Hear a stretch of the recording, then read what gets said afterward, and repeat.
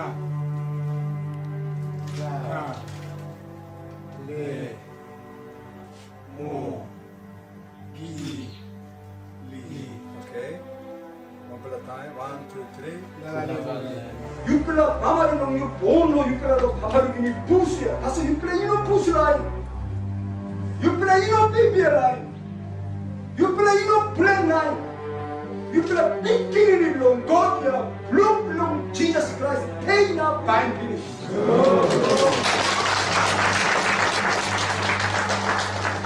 silakan ama masna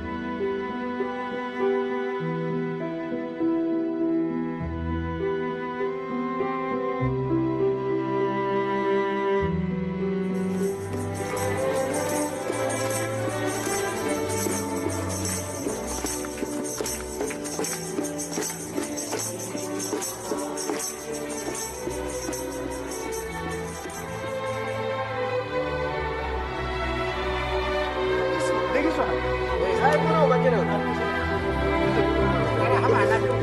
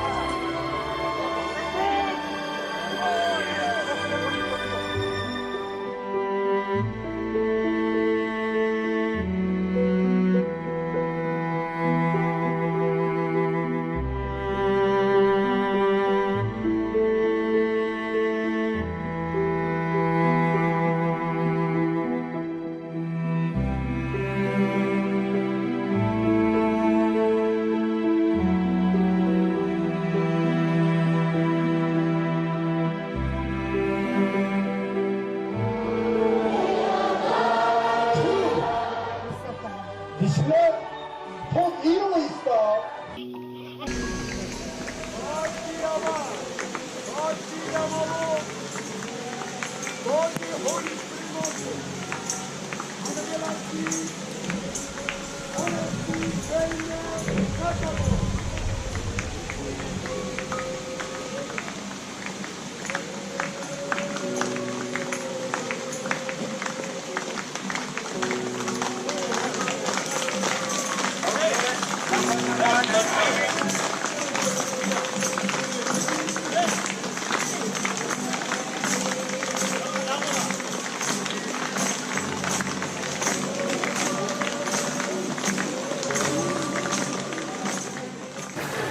Ege koro di bare kantiama kanti holy primosu age gelati one pi febe gantago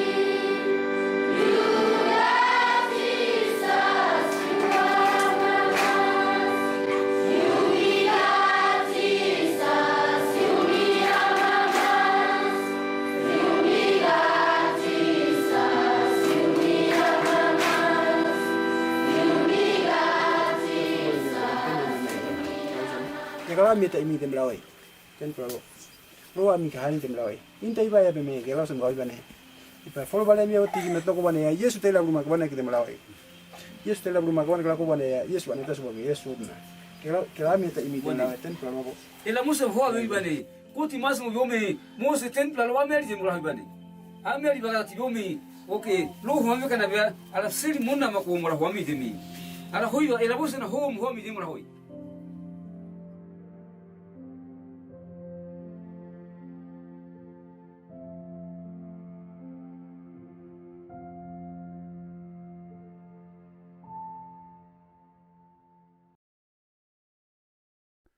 오늘 하나님께서 허락하시는 말씀은 누가복음 9장 23절 한 절의 말씀입니다. 누가복음 9장 23절 한 절의 말씀입니다. 제가 가지고 있는 성경에는 107쪽이 되겠습니다. 다 찾으신 줄 알고 제가 읽도록 하겠습니다. 또 무리에게 이르시되 아무든지 나를 따라오려거든 자기를 부인하고 날마다 제 십자가를 지고 나를 쫓을 것이니라. 다시 한번 읽겠습니다. 또 무리에게 이르시되 아무든지 나를 따라오려거든 자기를 부인하고 날마다 제 십자가를 지고 나를 쫓을 것이니라. 아멘. 여러분들이 기억하고 계신 것처럼 저희 부부는 파푸아뉴기니 해발 2,500m 고원 정글 속에 한 달 동안 서베이를 해서 찾은 저 부족에 살아가면서 28년을 지냈습니다. 그러면서 하나님이 많은 것을 가르쳐 주셨는데 그 중에 가장 중요한 것을 오늘 이 새벽에 여러분과 나누기를 원합니다. 가르쳐 준 것이 특별한 어떤 스킬이나 그런 것이 아니고, 첫째는 저희들이 부족에서 28년 살아가면서 얼마만큼 고생을 했는지, 그리고 얼마만큼 힘들었는지, 그리고 얼마만큼 제가 죽을 고비를 4번이나 넘기며 살아왔는지, 우리 가족의 경험케 하셨던 그 상상할 수 없는 일들, 그리고 배고픔, 외로움, 슬픔, 그런 것에는 은혜가 없다는 것을 알게 해주셨습니다. 제일 처음에는 제가 저 또한 본능 속의 죄인이기 때문에 저를 위로하고 저를 아는 분들에게 그런 것을 나누려 하는 본능적 충동을 갖고 있던 사람 중에 하나였습니다. 그런데 하나님은 그것을 원치 않으셨습니다. 그것은 성경에도 사도 바울도 분명히 사도 바울의 그 삶을 보면 그가 고생한 얘기를 하는 것은 복음이 복음되기 위해서 예수 그리스도가 십자가에서 죽으시고 부활하였다는 것을 증거하기 위해서 나도 좀 변명 좀 하자는 말씀으로 시작하여 자기의 고난을 드러냈을 뿐입니다. 그런데 한국에 왔더니 교회도 그렇고, 한국에서 제가 집회를 19번 하고, 동부에 가서 또 필라델피아, 그리고 또 동부로 돌아가서 또 하고, 시카고를 거쳐 이 자리에 오는 동안에 그 중에 몇몇 교회들은 저에게 부탁을 합니다. 고생한 얘기, 어떤 공적을 세운 얘기, 그런 것을 전해달라고 부탁을 합니다. 왜 복음이 말하는 것과 또 선교사에게 알게 하셨던 이 복음의 비밀에 관한 것들을 왜 교회는 그런 것을 요구할까 하는 생각을 하게 되었습니다. 그리고 또 성도들 또한 온전한 그리스도인의 인격을 소유하지 않은 분들은 선교사를 통해서 전해지는 눈물, 감정의 터치되는 것이 마치 은혜인 것으로 착각하고 있는 성도가 의외로 많다는 것도 알게 되었습니다. 제가 부족해서 알게 된 것은 분명한 첫 번째는 뭐냐면 우리의 개신교는 결코 감성적인 신앙을 요구하지 않습니다. 개신교는 이 66권의 말씀을 근거로 이성적이며 지적인 인격을 필요로 합니다. 그냥 고생이나 눈물을 흘린 얘기들을 듣고 내 감성이 울적해서 눈물을 흘리는 그런 것으로 우리의 인격은 결코 변하지 않는다는 사실을 알게 되었습니다. 그래서 오늘 여러분과 전하고자 하는 말씀의 제목은 그리스도인의 인격입니다.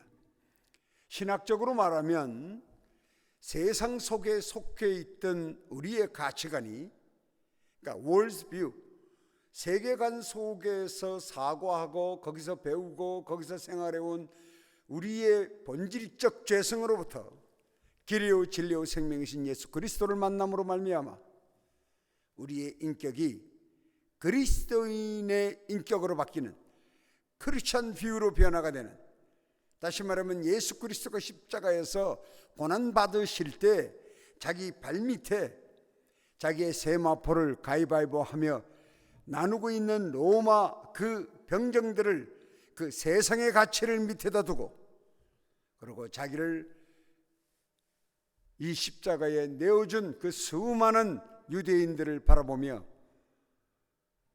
그때 가졌던 주님의 심정, 그 시선, 바로 그것이 그리스도인의 인격이며 그리스도인의 시선입니다. 그래서 그로 말미암아 우리의 정체성을 확립하게 하고 우리의 잊혀졌던 나 자신을, 나의 아이덴티티를 회복하고 찾는 그 일을 위해서 예수 그리스도께서 십자가에서 죽으시고 부활하였다는 사실을 확신하게 되었습니다. 부족에 처음 들어갔을 때 우리 부족 사람들은 참으로 제 입에 사람 같지가 않았습니다. 생각하는 것도 생활하는 것도 그야말로 동물적 근성만을 가지고 살아가는 사람들인데, 생활을 하면 할수록 우리 타락한 우리 인간은 짐승보다도 더 못하다는 것을 발견하게 되었어요. 왜? 짐승은 배고플 때나 사냥을 하죠.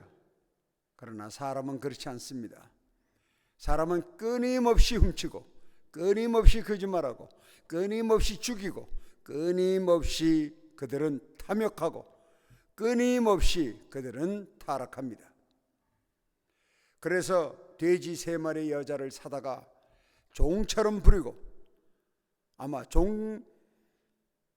그냥 자기가 잡아온 돼지 새끼를 가슴으로 젖을 먹여서 키우게 만들고, 여인들이 5년 동안 키워놓은 그 돼지를, 자식처럼 키운 돼지를 3마리를 데리고 가서 다시 다른 어린 여자아이를 사가지고 오는, 그렇게 해서 자기의 소유의 여자애가 자꾸 늘어나는 5, 6, 많게는 10명까지 여자를 소유하고 있는, 그러면서 끊임없이 분노하면 아내를 때리고 아내를 칼로 쳐서 죽이고 불로 지지고, 조금만 배가 고픈데 고구마를 빨리 구워놓지 않으면 아내를 구타하는 그 삶이 부족 사람들의 삶입니다. 아무런 사회생활도 없고 교육도 없고, 그들은 그냥 아침에 일어나면 눈을 뜨고, 그리고 남자들은 산에 가서 사냥하고 여자들은 정글에 가서 고구마를 키우고,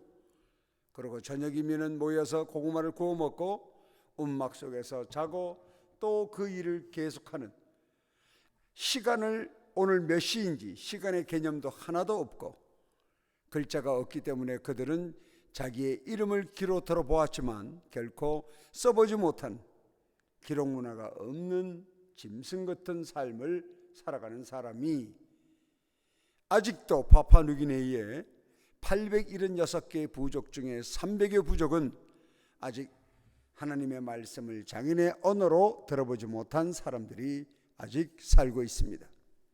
그 중에 한 부족이 바로 저희 부족인 미희 부족입니다.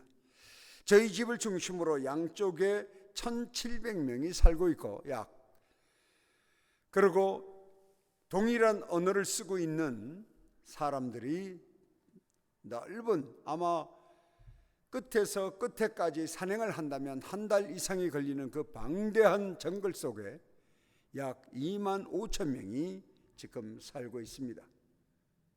그 중에 여러분이 본 예배에 참석하는 사람은 이제 400명 정도 됩니다.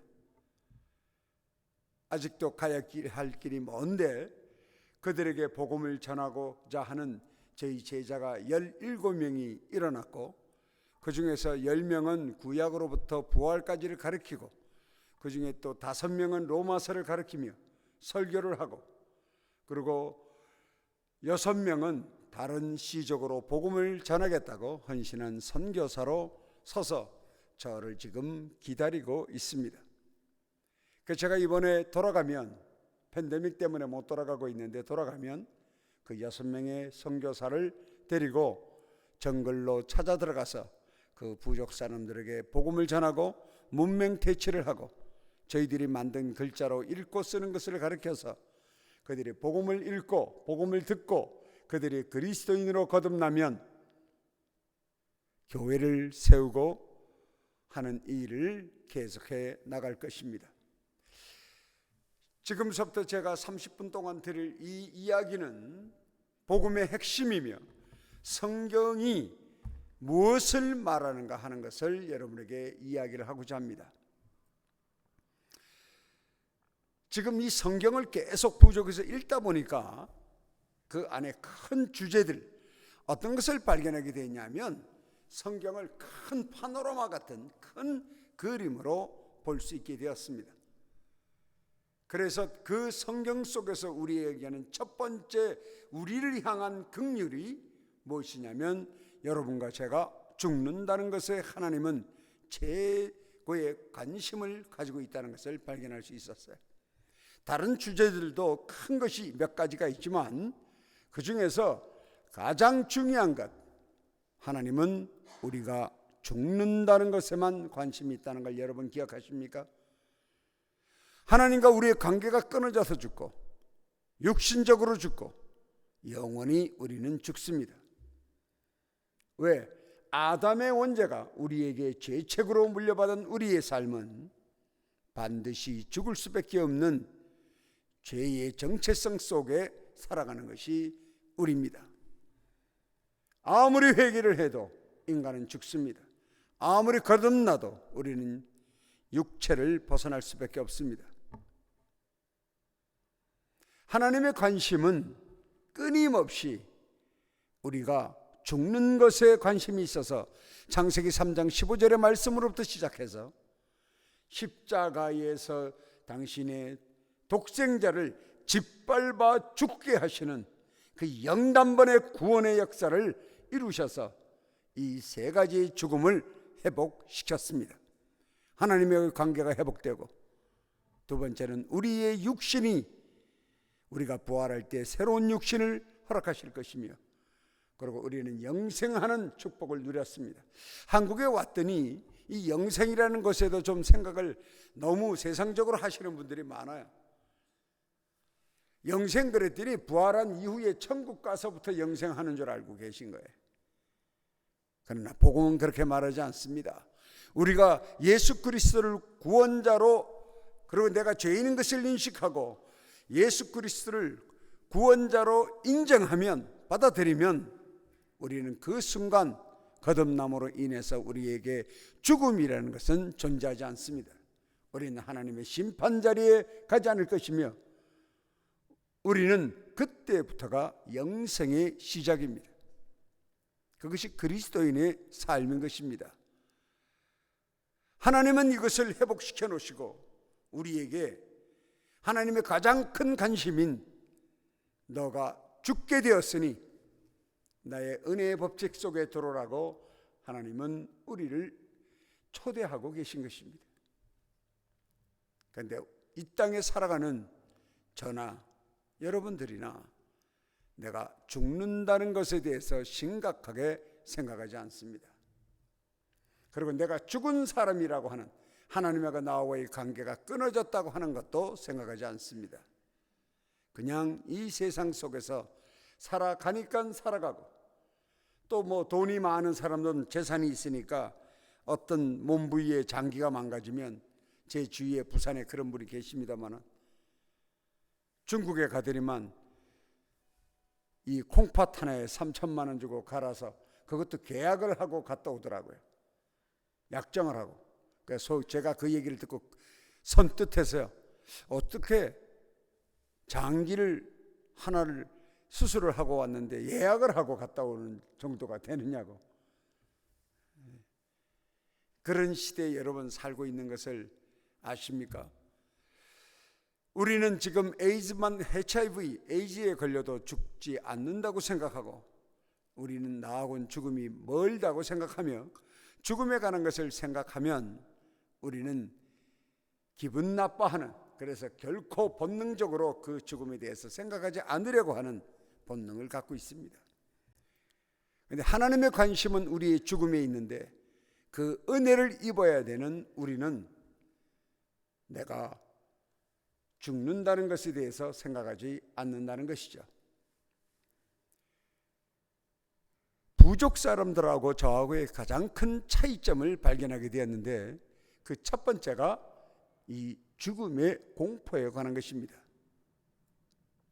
그래서 이 팬데믹을 겪으면서 한국에서 제가 1년 반을 있으면서 기도하다가 깜짝 놀란 것이, 부족에 있으면서 하나님이 어떻게 하면 하나님의 뜻에 합당한 기도를 할 수 있을까라고 생각해서 하나님의 원트를 위하여, 나의 원트가 아니라, 왜냐하면 하나님은 우리의 원트를 응답하시는 분이 아니시거든요.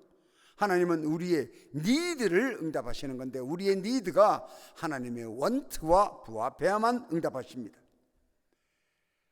그렇게 되어지기를 늘 기도할 때 의식하며 기도했던 제가 한국에 있는 동안에 기도 제목을 적어놓은 것을 다시 한번 보았더니 뭐라고 기록되어 있냐면, 전부 다 나의 필요, 나의 유익에 관한 것만 기도하고 있다는 사실을 발견하게 되었어요. 팬데믹을 빨리 끝나게 해달라, 내가 파푸아뉴기니 빨리 돌아가게 해달라, 무엇이든 그것이 합리적이든 아니면 그것이 선하다고 생각하는 일이든 하나님의 일이라고 생각하는 것이든, 내가 생각하는 것 중에 나의 유익을 위한 것들로, 옳다고 생각하는 것들만 끊임없이 나열하고 있다는 사실을 발견하게 되었습니다. 그러면서 현재 전 세계를 덮고 있는 이 팬데믹이 얼만큼 하나님 편에 우리가 복음을 아는 그리스도인이라면 그것이 때로는 얼마나 우리에게 은혜를 베푸시는 감사의 조건이라는 사실을 발견할 수 있습니다. 왜?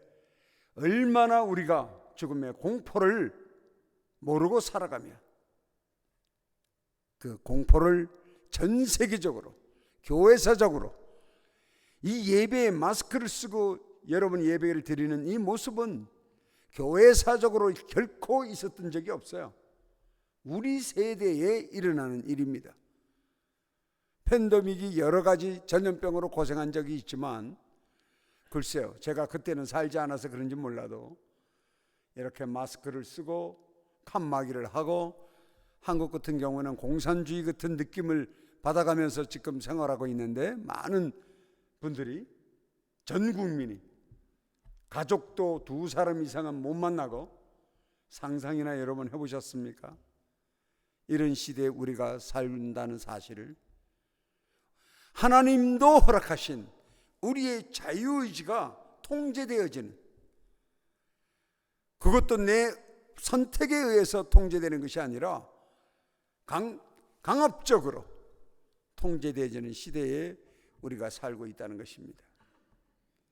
그것이 어떻게 보면 하나님을 만나는 통로일 수 있다는 것을 저는 개인적으로 생각하게 되었어요. 그것이 감사가 아닌가. 그리고 어느 날 뉴스를 하나 봤는데, 이태리에서 어떤 의사가, 그 사람 무신론자였습니다.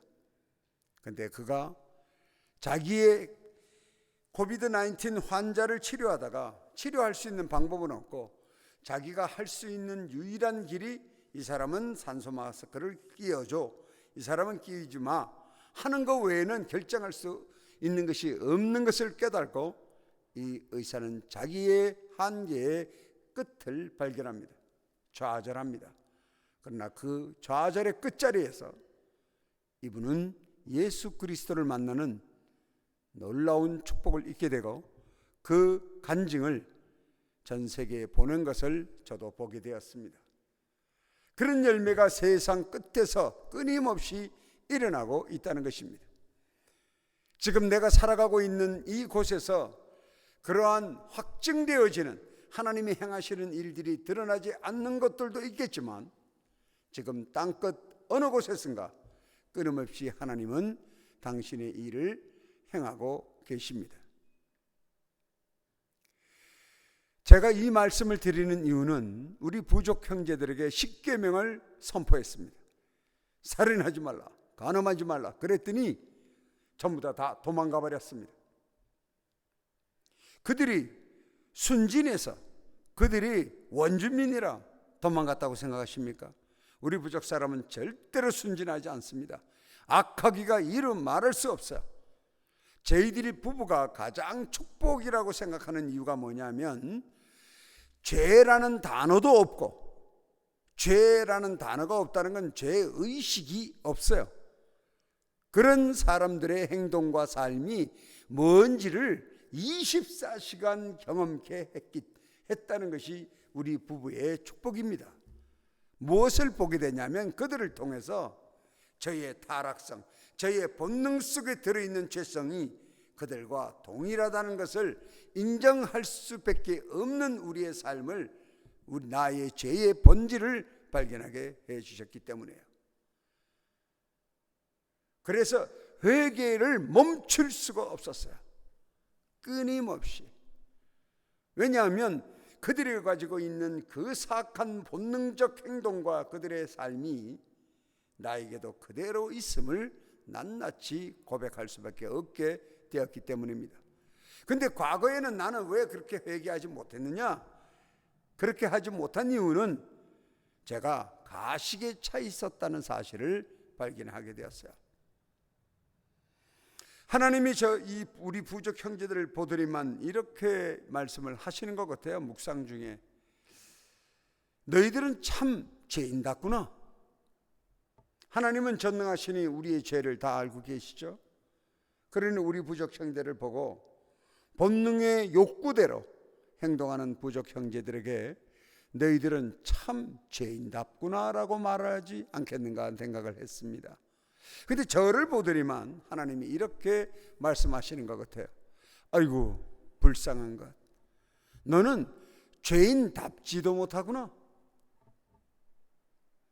저의 본능 속에 부족 사람하고 똑같은 죄성이 남아있음에도 불구하고 저는 체면, 그리고 제가 가지고 있는 한국인이라는 것, 문화와 전통과 그리고 한국에서 살아온 가치관, 내가 가지고 있는 지식, 그 모든 가증한 그 모든 죄성으로 저의 본능을 감싸고 있다는 사실을 알게 하시고 그것을 하나하나 전부 다 회개를 통해서 벗지 않고는 결코 하나님의 복음은 역동적으로 움직이지 않는다고 하는 사실을 깨닫게 되었습니다. 그러면 나의 시선이 성경으로 갔는데 사도 바울의 고백만을 찾아서 읽어보았더니 사도 바울 또한 끊임없는 자기의 회개와 그리고 자기가 과거의 세상의 가치관에 있던 자기가 길이요 진리요 생명이신 예수 그리스도를 만남으로 말미암아 다른 가치관을 소유하였음을 고백하는 것이 사도 바울의 모든 고백의 중심에 있다는 사실을 발견하게 되었습니다. 그렇다면 지금 이 새벽예배에 참석하신 여러분도 여러분의 인격이, 여러분의 가치관이 예수 그리스도 십자가의 죽으심과 부활의 능력으로 말미암아 변화가 일어나야만 여러분의 기도가 응답이 있을 것이고 여러분의 예배가 산제사가 될 것이고 여러분의 모든 신앙이 하나님이 바라보는 인도하시는 신앙생활이 되지 않겠습니까? 만일에 그렇지 않다면 우리는 중언부언하는 삶을 사는 것입니다. 발견되지 않은 자, 주여 주여 한다 하여도 네가 나의 이름으로 병든 자를 고치고 네가 마귀를 내쫓는다 하여도 내가 네가 누구인지를 알지 못한다는 그 말씀을 피해 갈 수가 없는 것입니다. 복음은, 부족에서 정말 동의하는 것은, 복음은 아주 섬세합니다. 적당히 믿고 적당히 암송하고 적당히 기도하고 적당히 회개하고 적당히 행동하고, 그것으로는 결코 우리가 말하는 이 복음은 역동적으로 우리의 인격을 변화시키지 않습니다. 왜? 하나님은 우리를 전능하시며 그분은 거룩하신데, 그분의 우리를 대하시는 놀라운 것이 있는데 뭐냐면 인격적이라는 거예요. 우리를 인격적으로 대하기 때문에 나의 자유의지가 죄성을 택하거나 나의 자유의지가 본능을 따르거나 나의 자유의지가 내 스스로 어떤 종교성을 따라가면, 자기 자아를 따라가면 결코 그 안에는 성령의 역사도 없을 뿐만 아니라 그리스도의 열매가 맺혀지지 않습니다. 본문으로 돌아가서 한 말씀을 상기시켜 드리면, 누구든지 나를 따라오려거든 자기를 부인하고 따르라는 거예요. 이 말씀이 뭡니까? 제가 어렸을 때 구원이라고 하는 것을 배울 때는 거저라고 했어요. 공짜라는 말. 모르겠어요. 여러분 뭐라고 들으며 복음을 접하는지 몰라도 공짜래요 자꾸만. 그러니까 믿습니다만 하래요. 그냥 부흥회에 가면요 믿습니다. 그냥 믿습니다. 근데 전 하나도 안 믿어져. 근데 그냥 믿습니다만 하래요. 오직하면 제가 물었습니다. 하나님이 창조주라는 것을 목사님은 믿으시니까 목사님이 되셨을 거 아니에요. 지금 앞에 계신 우리 목사님 연배쯤 되는, 그때 우리 부목사님인데 제가 물었어요. 근데 목사님 나는 안 믿어져요 그게. 아무리 생각을 해도, 아니 이 꽃을 어떻게 하나님이 만들었단 말이에요. 그것도 말씀으로. 그러니까 제발 나 좀 가르쳐 주세요. 그랬더니 그 목사님이 야 나도 잘 몰라, 같이 공부하자 이랬으면 내가 그분을 따랐을 거예요. 왜? 나도 판단력이 있거든요. 아니면 두 번째, 같이 공부하자, 나한테 좋은 책이 있다 이래가지고 무슨 책을 소개를 시켜주든가 아니면 가르쳐 주시든가, 이 세 가지를 하셨으면 저는 20대에 신학을 했을 거예요. 제가 37살까지, 그것도 다 하나님의 섭리 속에 있는 거지만 37살까지 내가 버티면서 있지 않았을 겁니다. 근데 그 목사님은 어떻게 한 줄 아세요? 손을 이렇게 딱 쥐더니만 제 뒤통수를 때리더니만 믿습니다만 해. 그러면 나중에 다 알게 돼. 여러분, 신앙은 믿습니다의 신앙이 아니에요. 지금 여러분이 그것 때문에 새벽기도 나오셨습니까? 믿습니다. 우리 아들이 병고침을 받기를 믿습니다. 아무리 해보십시오. 하나님이 그 기도에 응답하는가? 믿습니다에 응답하는 하나님이라면 저는 파포너긴이 안 있어요. 제 성격상 절대로 안 있습니다. 그리고 전 주일날 교회 안 와요. 저는 벌써 포기했을 겁니다. 왜? 그분은 하나님이 아니기 때문에. 우리의 하나님은 신념과 의지의 하나님이 아니에요. 그분이 이루신 십자가에서의 영남번의 사건은 우리가 소망이 없는 I'm hopeless sinner, I'm nothing, 내가 아무것도 할 수 없음을 성경을 통해서 그 죄성을 가진 인간인 것을 먼저 알게 하시고, 내가 totally dependent 것, 하나님을 전인격적으로 동의하고 의지하지 않으면 결코 우리가 그리스도인의 삶을 영위할 수 없는 산자가 될 수 없다는 것을 알게 하시는 것이 복음이에요. 우리의 의지와 신념, 우리가 만들어내는 그 종교성으로 절대로 하나님은 그것에 같이 하지 않습니다. 그것이 우리가 죄책을 물려받은 사람으로서 본능적으로 행하는, 나도 모르게 행하는 죄입니다. 혹시 여러분들은 그런 오를 범하지는 않으십니까? 지금 새벽기도에 와 계시니까 이 새벽기도가 너무나 몸에 배어 있는, 제게 양녀들이 여럿 있습니다. 근데 그 중에 한 양녀가 저한테 그래요. 아버지, 40일 새벽기도를 작정하고 하고 있어요. 근데 다 한 40일 지나서 저한테 전화를 해서는 딱 새벽기도에 딱 하루 빠졌어요, 아버지. 그랬더니 이번 계약이 안 됐어요. 혹시 여러분도 그렇게 생각하지는 않으십니까? 그 제가 그랬어요. 아유, 불쌍한 내 딸아, 너는 새벽기도라고 하는 벽돌을 들고 너의 바벨탑을 쌓았구나. 너의 하나님을 만들었구나. 하나님의 이름은 새벽기도. 하루 벽돌 하나 덜 쌓았다고 자기의 계약, 자기가 원하는 그 계약이 안 되었다고 생각하는, 이것이 얼만큼 하나님 눈에 무서운 죄를 지고 있다는 사실을 우리는 자각하지 못하는 우매한 죄인입니다. 그러니 복음을 모르기 때문에 그럴 수밖에요. 근데 지금 우리 보고 부인하고 따르래요. 공짜가 아니에요. 공짜라는 개념을 묵상해 봤어요. 왜 공짜로 가르쳤을까? 가르치는 분도 세상의 가치관에 있기 때문에 그래요. 세상의 가치관 속에서, 인격 속에서, 물질이 최고인 가치 속에서 예수를, 십자가를 바라다 보니까 가르치는 것도 뭐 페이백 했다고 가르치거든요. 다 지불했다고, 또 돈, 물질처럼 이렇게 가르치니까 난 돈 든 게 없잖아요. 믿습니다 한다고 돈 드는 거 없잖아요.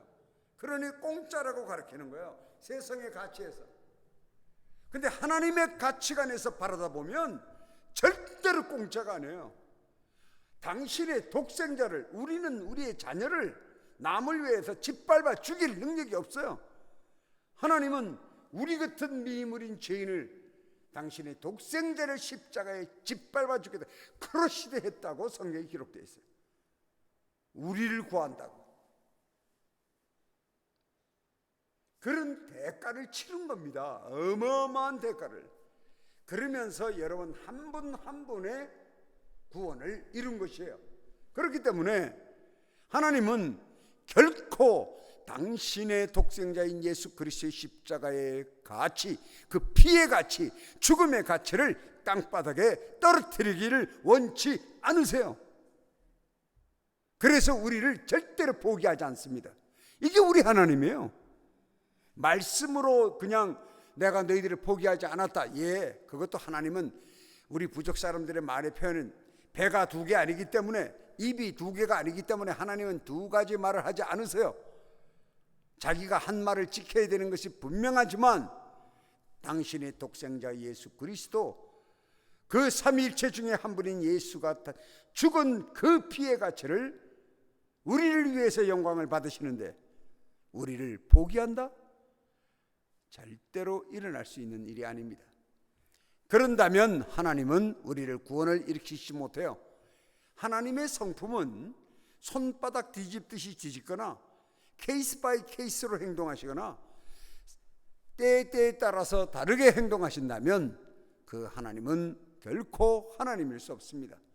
하나님은 하나님이셔야만 하고, 그렇기 때문에 하나님은 진리고, 하나님은 결코 악하고 타협하지 않습니다. 그리고 배타적일 수밖에 없어요. 여기는 이렇게 대응하고, 하나님이 사랑이기 때문에 이 사람은 이렇게 대응하고 저긴 저렇게 대응하고, 아, 넌 새벽기도 잘했구나, 그러면 죄인이라도 봐줄게. 그럼 너는 안 돼, 이렇게 하시는 분이 아니에요. 하나님은 죄를 싫어하시며 그는 죄인은 정령 죽으리라는 그 증거가 우리의 삶 속에 끊임없이 나타나고 있습니다. 바로 그 하나님이 하나님 되신, 근데 우리가 그 관심 바깥에 있다는 거예요. 부족 애들이 다 도망갔어요. 도망간 이유가 죽음의 공포를 알기 때문입니다. 우리 부족 사람들 중에 살인을 안 한 사람이 없고 간음을 안 하는 사람이 없어요. 그러니 아담에게 말씀하신 너는 하나님 말씀을 어기고 그들이 죄인이 되었으며 그들이 정령 죽게 되었다는 그 말씀에 우리 부족 사람들은 죽음의 공포를 알기 때문에 십계명을 복음으로 받아들였던 것입니다. 근데 문제는 저에게 있어요. 십계명을 전부 다 외우는데 저는 두려움이 하나도 없다는 거예요. 여러분은 지금 이 두 개의 십계명을 들으시고 마음의 떨림과 두려움과 회개나 염려, 걱정이 있습니까? 왜 없을까? 우리는 왜 부족저 벌거벗은 원점인 식인종은 있는데 왜 우리는 그냥 덤덤하게 듣는가? 이게 저의 고민이에요. 복음을 전하는 사람으로 여러분이 이렇게 서보면 꼭 목사님이나 선교사가 아니래도 여러분이 복음을 바르게 전하려고 서다 보면 가장 두려운 것이 뭐냐 하면 내가 그 복음의 은혜가 없을 때가 가장 두렵습니다. 그리고 그 복음을 모를 때가 두렵고, 왜? 모르고 은혜도 없고 알지 못하는 것을 가르친다? 이건 사기치는 거죠. 적어도 가르치는 사람은 알아야 되지 않습니까? 그런데 여러분처럼 지성인에게 사기치는 것도 아니고 벌거벗은 원주민한테 저는 제 성격상 절대로 안 하면 안 했지. 그래서 부족해서 기도하는 게 그거예요. 아버지 하나님, 남들이 나를 미쳤다고 해도 좋으니 나를 믿음의 그 선물 중에 믿음의 은사를 저에게 허락하여 주시옵소서. 나부터 믿어야 될 거 아니에요. 나부터 알아야 되지 않겠습니까? 그래야 저 부족 사람들에게 가르칠 수 있는 거 아니겠습니까? 그게 저의 기도의 대부분이에요. 부족해서 씨름하는 겁니다. 가르칠 수 있는 지혜를 달라는 것이 아니라 복음을 알게 해달라 이 말이에요. 나도 안 믿어지는 말씀을, 동의가 가지 않는 말씀을 너 힘드냐 어려우냐 하나님을 의지해, 이 말을 할 수가 없어요. 나도 의지 않으면서, 나도 하나님을 의지하는 방법이 무엇인지를 모르면서 말로만 힘드니 하나님을 의지해, 어려우니 기도해. 기도하는 것이 뭔지를 가르쳐 줘야 되고, 하나님을 의지하려면 무엇을 하는 것이 하나님을 의지하는 것인지, 우리 같은 죄인이 하나님을 디펜드할 수 있는 방법이 무엇인지를 가르쳐 줘야 그렇게 하겠죠. 성경은 가르쳐 주었는데 그것을 삶 속에 체험하지 않았기 때문에 그렇습니다. 그 이유를 발견했어요. 오늘 여러분이 이거 하나만 잘 기억하셔도 여러분에게 제가 선교지에서 28년 있으면서 알게 하신 것을 여러분이 공유하게 되실 것입니다. 내가 부족 형제들은 전부 다 무서워 도망가는데 내가 도망가지 않는 이유는 복음을 저는 관념 속에 가두어 두었다는 사실을 알게 되었어요. 복음을 지식에만 두었다 이 말이에요. 십계명 다 외운다니까요. 저 다 가르칠 수 있어요. 그냥 이 66권의 로고스의 말씀이 나에게 레마가 되어야 하는데, 그래서 나의 인격이 되어야 되는데, 그래야 나의 양심을 풀고 양심이 살아나서 나의 죄악된 자유의지인 이 자아를 건드려서 다시는 죄를 짓지 않는 절제력이 일어나는데, 나에게는 지식에만 가둬두었기 때문에 하나님의 말씀이 나에게 생명의 말씀이 되지 않았던 겁니다. 아는 건 많아요. 근데 인격이 되지 않았다 이 말입니다. 혹시 여러분은 그렇지 않습니까? 여러분이 수많은 성경책을 외웠다 하더라도 처음부터 끝까지 몽땅 외워요. 요즘 한국 가니까 이게 왜 이렇게 저기 권사님들은 이렇게 뭐라 그래요? 이렇게 쓰는 분이 많아요. 이렇게 뭐 10번 썼다고 저한테 보여주고. 그래서 제가 그래요. 10번 쓰지 말고 한 번 체험하라고 말씀을. 말씀은 체험하는 겁니다. 그래서 우리의 인격이 되는 거예요. 말씀은 외우는 것에 있는 것이 아니고 목적이. 또 말씀을 또 이런 단어가 제가 가슴 아픈 게 있는데 QT를 한다고 자꾸 적용하려고 애를 써요. 그래서 제가 그 책이 위험하다고 그랬어요. 그 쓰신 분한테, 이상교 목사님이라고 그걸 쓰신 분이거든. QT라는 책을 온누리교회 부목사로 있다가 써가지고 지금 여기 저 시카고에 베들레헴 교회 담임 목사를, 아주 성공적인 담임 목사를 하는데, 제가 그분한테 그랬어요. 다시 가르쳐야 된다고. 여러분 QT 다 해서 들어보셨죠? 이 교회는 하는지 안 하는지 모르지만 적용해야 됩니다. 하나님의 말씀을 적용하십시오. 우리는요, 하나님의 말씀을 적용할 능력이 없어요. 성경이 그걸 얘기하는 거예요. 너는 내 말씀 66권을 너의 삶에 스스로 적용할 능력이 없어요. 백날 묵상하고 백날 애써봐야 안 됩니다. 여기에 명령문으로 기록되어 있는 산상수훈이라 하더라도 절대로 우리의 지식과 우리의 경험과 우리의 생각과 나의 의지와 신념으로 아무리 애써도 그것은 종교를 내가 자꾸 이게 바벨탑을 쌓는 것 외에는 우리가 할 수 있는 일이 없음을 아는 거예요. 그래서 66권의 말씀은 이건 제 얘기가 아닙니다. 미국을 변화시킨 조나단 에드워즈도 그런 얘기를 하고, 마틴 로이드 존스 목사님도 얘기하고, 이 시대에 지금 살아가지고 그분들을 존경하는 존 파이프도 그런 얘기를 하는 거예요.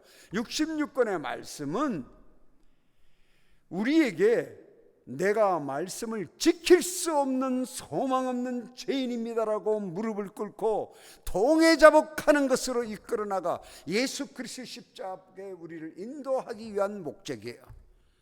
범사에 감사라고 해서 범사에 감사하려고 애써 보십시오.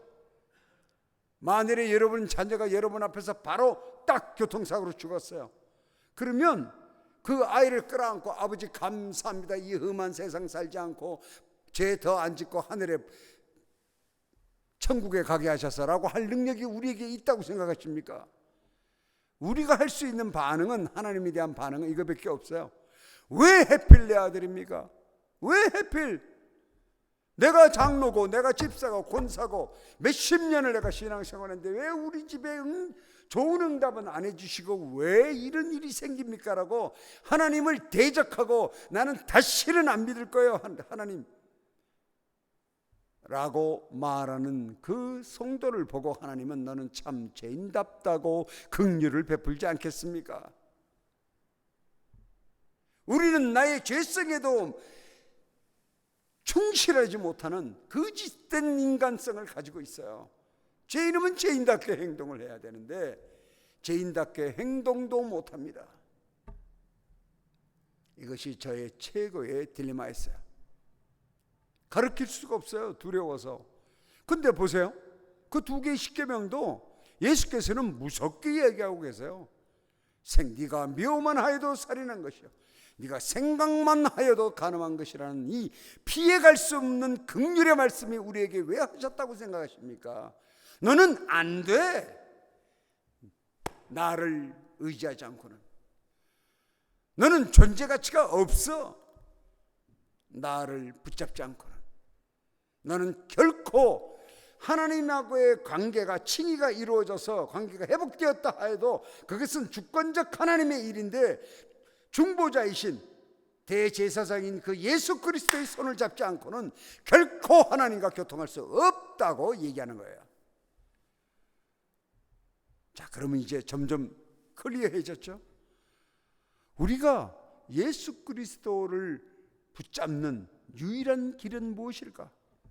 예수께서 십자가에서 돌아가신 이유가 여러 가지가 있는데 그 중에 우리에게 세치혀의 이 사악한 입술에 기도라고 하는 것을 허락하신 것입니다. 우리 것이 아니에요. 옛날엔 저도 못 모르고 언어의 실수를 많이 했어요. 제가 기도해 드리겠습니다. 기도할게요. 예, 나는 그 말이 맞는 줄 알았어요. 그런데 이것은 내 입술로 기도한다고 내가 하는 것이 아니었어요. 여러분 한번 애써 보십시오. 새벽 기도에 와서 오늘은 좀 새벽 기도를 1시간 동안 해봐야지 되는가? 안 됩니다. 기도하고 눈 감고 나중에 딱 시계를 보면 5분밖에 안 지났어요. 기도는 내가 오래 하고 싶다고 오래 되는 것도 아니고 짧게 하는 건 자기 의지로 할 수 있겠으나 기도는 성령의 역사가 있어야만 가능합니다. 그러면 1시간도 2시간도. 또 두 번째, 기도 중에 가장 하나님이 기뻐하는 기도는 우리의 유익을 위한 기도도 들으시지만 회개의 기도를 가장 기뻐하세요. 여러분 상상해 보세요. 회개의 기도가 우리 입술에 있다는 것. 회개는 우리가 할 능력이 없어요. 왜냐하면 조나단 에드워즈도 그랬습니다. 아담이 죄를 짓는 순간 우리에게서 하나님의 전능하신 성품의 하나인 이것이 사라졌다. 뭐가 사라졌느냐? Holy righteousness, 거룩한 의가 지금 여러분 그리고 저에게 없습니다. 거룩한 의가 없어졌어요. 아담에게는 있었어요, 최초에. 그런데 우리에게는 거룩한 의가 없어져서, 다른 말로 말하면 선이 없어졌어요. 그래서 우리는 선한 일, 하나님 눈에 볼 때 선하다고 하는 일을 할 능력이 존재하지 않습니다. 세상 사람의 눈에 볼 때 선하다고 하는 일들 중에 한 가지만 예를 든다면 홈레스를 도왔다 하더라도 믿지 않는 사람들은 홈레스를 돕고 도왔다고 하는 기쁨을 자기가 취합니다. 이건 본능적인 거예요. 그래서 자기의 자족감을 느낍니다. 이것을 내가 얘기했더니 서울대생들이 가서 말씀을 전해드리면 하는 말이, 선교사님이 그거를 자뻑이라고 그래요 라고 가르쳐 주더라고요. 요즘은 한국 가면요, 잘 들으셔야지 젊은이 대학생들하고 대화가 안 돼요. 전부 다 줄임말로 말해가지고. 자뻑, 스스로 뻐기는 것. 예, 아주 많이 씁니다, 그 얘기를. 10불을 주고 스스로 뻐깁니다. 그것으로 끝나요. 왜? 믿지 않는 사람들은 그 안에 예수 그리스도, 성령, 그분이 안 계세요. 그래서 그런 거예요. 근데 예수 그리스도의 십자가의 죽으심과 부활로 하나님의 의가 완전하게 이루어지시고 그분이 보혜사 성령을 우리에게 보내사 세 가지 일을 하시는데 놀라운 일을 합니다. 첫째가 죄에 대해서 알게 하시고 우리 안에 in me, in you 하세요. 여러분 안에 계시다니까요. 구약 때는 with them, with us 같이 있었어요. 우리에게 성령이 하시는 일, 지금 among us, 우리를 딱 감싸고 계신데 그렇게만 계신 것이 아니라 예수 그리스도의 십자가의 죽음과 부활 때문에, 아니면 절대로 그렇게 안 하시는 긍휼을 베푸셨는데 우리의 나약함을 아시고 우리 안에 임재하십니다. 우리 안에 임재하셨다는 그 자체가 어마어마한 사건인데, 죄인인 우리한테 와 계신데 우리가 안 죽어요. 구약 사람들은 언약궤만 만져도 죽었어요. 그런데 우린 지금 안 죽고 여기 와 있잖아요. 이 자리가 어떤 자리입니까? 이 자리는 우리는 그냥 예배 처소, 예배당, 여러 가지로 교회에 이렇게 부르지만 여러분 이곳은 지성소입니다. 예수께서 십자가에서 죽지 않으셨으면 결코 휘장이 위에서부터 밑에까지 찢어지지 않았을 것이고, 하나님과 우리를 가로막았던 그 휘장을 걷어버리신 분이, 찢어버리신 분이 예수 그리스도예요. 그래서 여러분이 이 안에 들어와서 예배를 드리는데 이것도 두렵고 떨리는데, 구약 같으면 다 죽었어요. 대제사장들 그냥 회개 안 하고 들어오면. 그런데 우리는 그냥 들어와 있고 우리 안에 성삼위 하나님이 내재하고 계심에도 불구하고 인지하지 못하고 살아가는 우매함을 보이는 것이 우리입니다. 그럼에도 불구하고 여기 들어와서 여러분이 예배를 드리지 않습니까? 이 감격, 이 감격이 산제사를 드리는 예배자의 기본적인 기쁨이에요. 그러면서 예배가 시작되는 거예요. 여러분, 이 자리가 바로 예수의 핏값으로 산 자리입니다. 여러분, 그걸 아셔야 돼요. 그리고 여러분 하나하나가 교회라는 건 여러분 아시다시피 여러분 안에 성삼위 하나님이 내재하시기 때문이에요. 그 은혜를 입은 자들이 우리입니다. 근데 그분이 하시는 세 가지 일 중에 첫 번째가 뭐냐?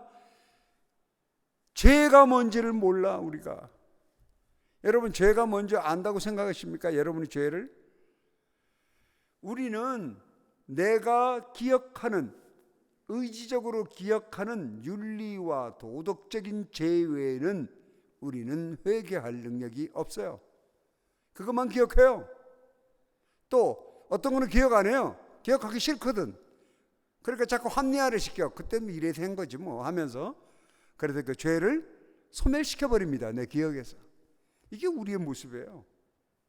그리고 나중에 왜? 내 마음이 편해야 되니까, 길티를 벗어나야 되니까. 이게 우리의 모습입니다. 어른이 얼마나 감사합니까? 이 말은 다시 말하면 성령께서 우리 안에서 애통해 하신다는 의미는 마틴 로이드 존스 목사님의 가르침인데, 우리의 본능 속에 내가 기억하지 못하는 본능적 죄성이 무한대로 남아있다고 그랬어요. 그걸 아시기 때문에 애통해 하시는 거예요. 그분은 전능하시니까. 그래서 우리를, 그 본능의 죄를 낱낱이 썰칭해서 알게 하시는 긍휼을 베푸시는 겁니다. 그것은 구약의 다윗의 기도에도 나타납니다. 내 안에 계신 하나님께서 나의 죄를, 내가 기억하지 못하는 죄를 낱낱이 썰칭해 주셔서, 찾아주셔서 나로 하여금 회개케 하여 달라고 하는 다윗의 기도를 우리는 구약에서 발견합니다. 그러니 여러분이 회개할 때 내가 기억하지 못한다고 나 회개할 것이 없어요. 만일에 그런 생각을 갖고 계시다면 이것부터 회개하세요. 나는 내 죄를 인식하지 못하는 우매한 죄인이라는 사실. 그거부터가 회개예요. 그리고 성령의 도움을 받아. 왜? 가장 기뻐하시니까. 그 일이니 내 안에 계시면서 나의 본능 속에 어떻게 인간적 죄성을 갖고 있는지를 발견하게 합니다. 사도 바울의 그 고백을 보면, 아하, 내가 공고한 자라고 하는 그거예요. 내가 선한 일을 하려 하나 내 안에 악을 하는 것을 즐기는 또 다른 악이 내 본능 속에 내재하고 있음을 사도 바울이 고백한, 우리도 사도 바울이 고백한 그 공고한 자의 고백이 우리 인간의 본능 속에 누구나 존재합니다. 사도 바울이나 우리나 다를 바가 아무것도 없어요. 저나. 우리의 본능에 가는 것을 찾아주시는 성령의 그 놀라운 긍휼로 우리의 죄를 아는데요, 제가 한 가지 발견한 건 뭐냐면, 성령께서 가르쳐 주신 게 분명해요. 옛날엔 그게 죄를 몰랐습니다. 얼마나 제가 교만하냐면, 하나님에 관한 것도 누구로부터 설득을 당하거나 책을 보고 내 지식이 동의가 일어나거나 해야만 믿어주는, 그래야만 믿어주는 교만한 자임을 알게 해주셨어요. 여러분, 지금 제가 하는 말을 따라오고 계십니까? 네. 우리는 그런 존재예요. 책을 보거나 남에게 설명을 듣거나 공부를 해서 납득이 되어야 믿어주는. 그런데 하나님은 그걸 바라고 선포하신 것이 아니에요. 대초에 하나님께서 천지를 창조하셨느니라, 이것이 복음이에요. 그냥 하나님이 선포한 말씀을 그대로 믿을 수 있는, by faith, in faith, 그 믿음 안에서 믿을 수 있는 믿음이 하나님은 요구하시는 믿음이에요. 놀랍지 않습니까? 근데 왜 내가 그걸 못 믿느냐? 세상에서 그만큼 병든 죄악 속에 있었기 때문에 내 기준으로 믿어주는 것도 내가 알아듣는 소리를 들어야 믿어주는, 안 그러면 안 믿어. 에이, 내가 들어보니까 그게 무슨 하나님의 저기 창조주 하나님을 설명하는 거야. 그 엉터리야. 이제 알겠습니까? 그걸 난 몰랐어요. 그래서 제가 하나님께 기도하는 게 그거예요. 아버지 하나님, 나를 제발 단순하게 만들어 주십시오. 왜? 우리 부족 애들이 정말 단순하거든요. 해와 달과 별을 만든 분을 내가 안다. 그분은 나의 아버지고 나는 그분의 아들이다. 그랬더니 부족 애들이 놀래가지고 이 사실을 다른 부족에다 알리면 전부 다 기절해 버릴 것이다. 더 이상의 질문이 없어요. 그 부족 사람들은 지금도 저는 하나님의 아들이에요. 팩트예요. 여러분은 하나님의 딸이고 여러분의 아들이에요. 하나님이 그러셨어요. 여러분이 born-again, 회개함과 동시에 하나님이 우리에게 5가지의 일을 행하십니다. 성경에 보면 첫째, 하나님과 우리의 관계를 회복하고, 절대 잊어버리지 마세요. 이것은 우리의 그리스도인의 정체성이에요. 첫째, 하나님이 주시는, 여러분 우리가 싫어요 겸손을 떨면서 안 받는다고 안 되는 것도 아니고, 그분이 주권적으로 선포하는 거예요. 너와 나의 관계가 회복되고, 둘째, 놀라운 칭의가 이루어져요. 육신에 죄가 있고 머리에 죄가 있고 여전히 죄성이 있는 우리를 그 의롭다고 칭하겠대요. 하나님이. 누구 때문에? 예수 그리스도 때문에. 이게 다. 세 번째, 이제 너를 육신을 낳아준 아버지가 있는 걸 아는데 너의 이제는 영적인 아버지가 되겠다. 그래서 우리가 하나님 아버지라고 부르는 거예요. 아바 아버지라고. 네 번째, 어떤 축복을 주셨냐? 우리를 양자 삼으신대요.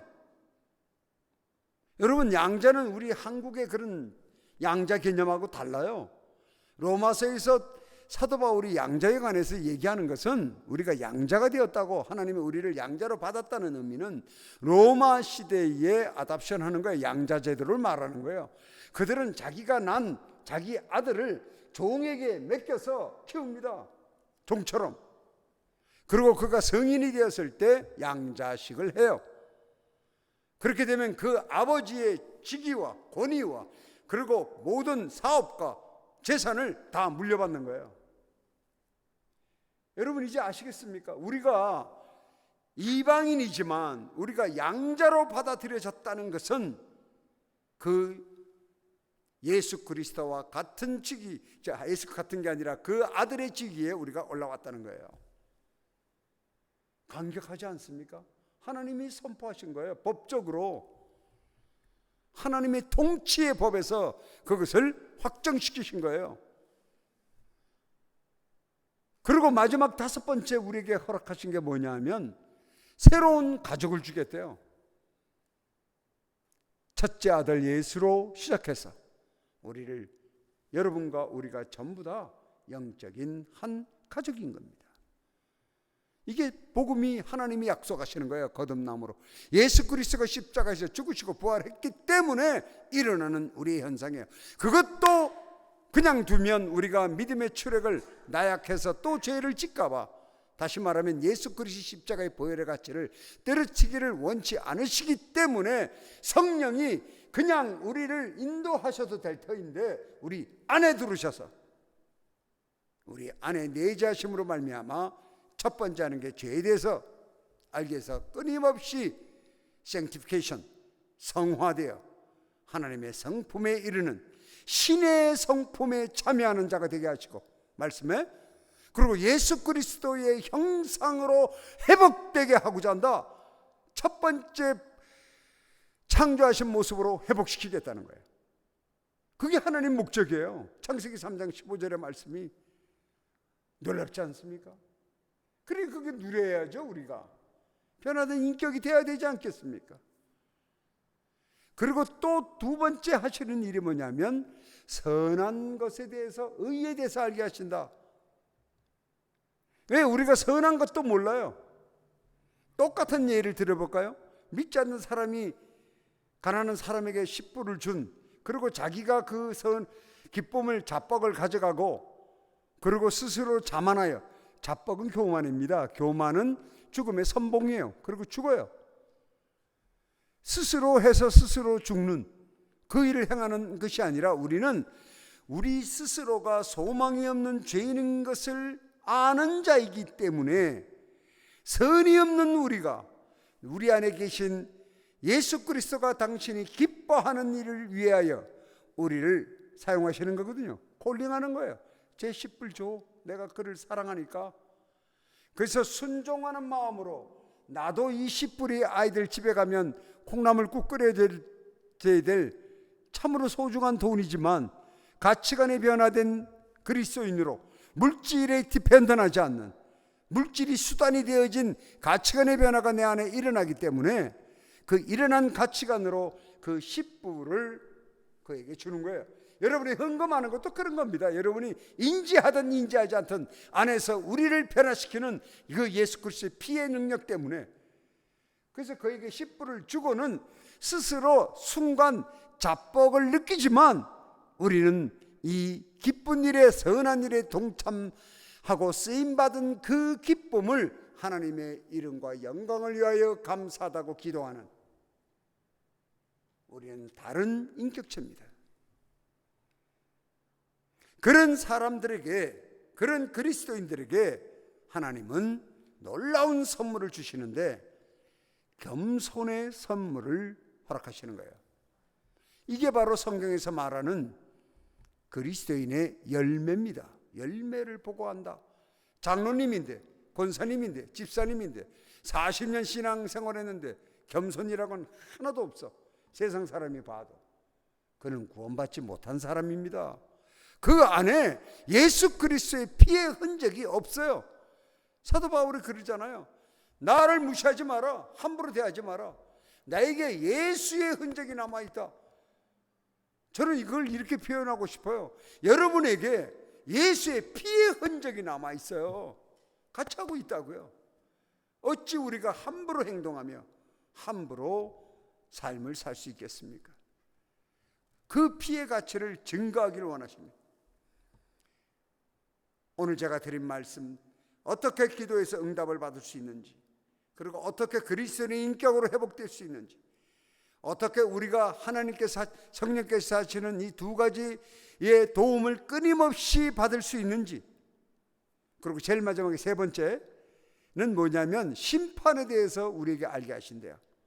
그거는 우리를 백보자의 심판 자리에 끌고 가겠다는 뜻이 아니라 내가 심판주인 것을 우리에게 알게 하셔서 우리로 하여금 믿음의 추력을 벗어나지 않도록. 왜? 우리가 천방지축, 아직 육신의 죄가 남아있어서 과거의 죄와 자꾸 손을 잡으니까, 그런 본능적인 유혹에 약하니까 그렇게 하지 말라고 심판에 대해서 우리에게 가르쳐 주시는 이 세 가지 일이 성령께서 하시는 일이라고 복음은 분명히 기록되어 있습니다. 얼마나 감사해요. 우리가 할 것이 아무것도 없어요.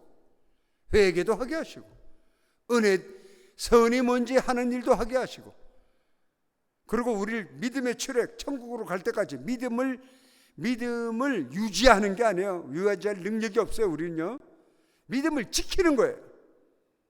아마 이 단어의 차이를 묵상해 보십시오. 믿음을 지키는 거예요.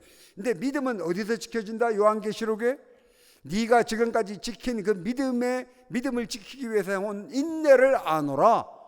고난 속에서 믿음은 더욱더 빛난다 이 말이에요.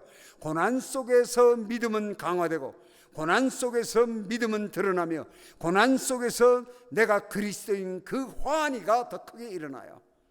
하나님을 안다는 기쁨과 폭발적인 힘이 있는데 그것을 네가 아느냐 하는 겁니다. 우리는 고난을 이겨낼 능력이 없어요. 제가 오늘 고난을 주제로 말씀드리는 게 아니라 고난을 이겨낼 능력이 없어요. 무엇으로 이겨내느냐?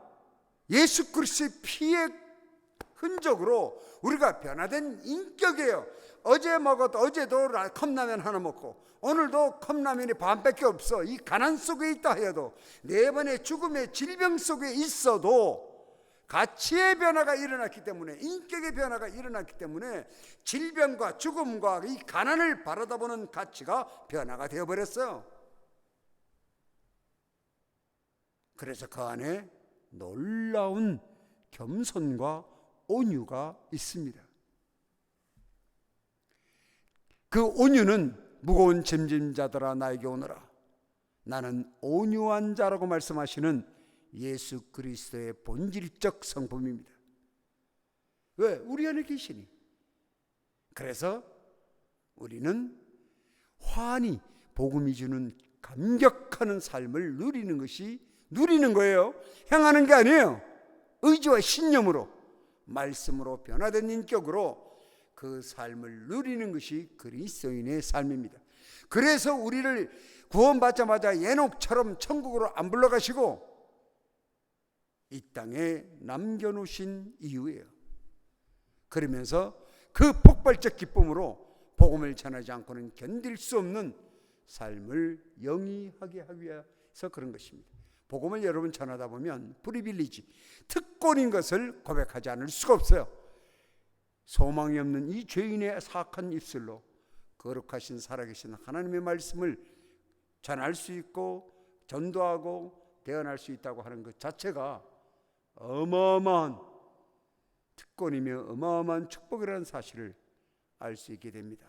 거기에 쓰임받는 것이 얼마나 감격스러운 것인지, 그것이 하나님이 원하시는 일입니다. 자, 본문으로 다시 돌아가면 십자가를 지려요. 늘 회개하는 삶. 여러분이 성령의 인도를 구하는 기도를 하시고 성령으로 말미암아 끊임없이 새벽기도에 나오시면 더 이게 새벽기도의 좋은 점은요, 예수 그리스도가 새벽에 기도하신 이유가 거기 있다 생각해요. 우리 부족에서 우리 둘이 영적으로 성숙할 수 있었던 하나의 연결고리가 뭐냐면 외로움이에요. 그 새벽에 칠흑처럼 어두운 그 정글 속에 어떨 때는 한없이 외롭습니다. 그래서 이제 조용하게 내 자신을 묵상하고, 저는 메디테이션 하기를 원해요. 저는 적용하는 일은 적용되어진 삶을 살아야 되고, 어떻게 적용할 거야? 회개해야 적용됩니다. 아시겠어요? 회개 안 하고 애써서 적용하려고 하면 종교인 되는 거예요. 그러면 하나님 생명록에 기록되지도 않아요. 눈에 절대로 띄지 않습니다. 여러분 명심하시기 바라요.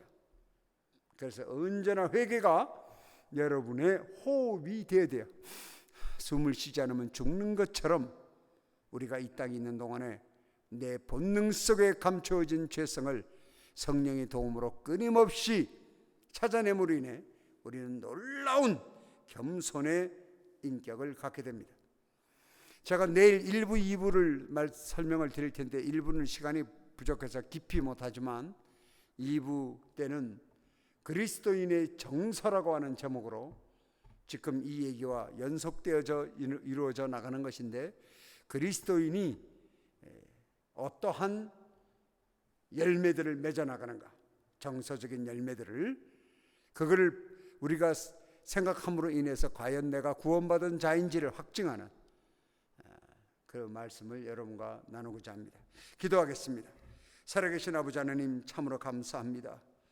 우리를 사랑해 주셔서 이 새벽에 모이는 믿음을 허락하여 주시고, 아버지 하나님, 우리가 이곳에 온 것은 예수께서 아버지께서 하나님 아버지께서 보내지 않으면 나에게 올 자가 없다고 하신 그 말씀이 우리의 삶에 응답되어서 예배의 자리에 참석할 수 있도록 인도해 주신 것을 감사를 드립니다.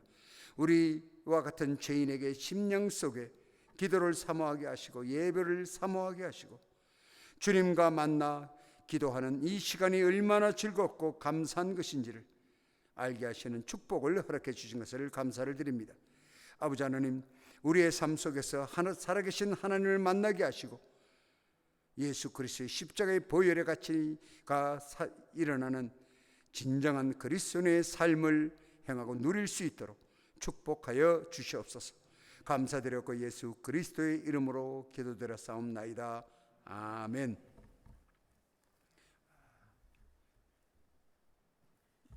잠깐 하실 말씀 하고, 그리고 제가 축도하겠습니다. 귀한 복음 전해주셔서 너무 감사드립니다. 오늘 우리 방전 집사님, 방샤론 전도사님이 그동안 교통사고 후에 회복되시는 모든 과정 가운데 베풀어 주신 은혜를 감사하고, 우리 성도님들도 기도와 응원에 감사하셔서 아침 식사를 제공하신다고 하셨거든요. 기도 이제 개인적으로 좀 하시고 또 교회 청소나 이런 부분들은 갔다 오셔서 하셔도 될 것 같고요. 아니면 간단한 일이면은 하고 8시 반까지 우리가 늘 가는 설렁탕집 있죠. 그쪽으로 가셔서 외부인이셔도 우리 교인분들이 아니셔도 참석하시면 좋을 것 같습니다. 그리고 식사 후에는 우리 선교사님 내외와 함께 또 교제할 수 있는 장소와 또 시간을 준비를 했습니다. 그러니까 계속해서 함께 교제를 원하시는 분들은 식사 후에도 이어지면 좋을 것 같습니다. 예, 그러면 축도로 예배 마치고요. 기도 잠깐 하도록 하겠습니다.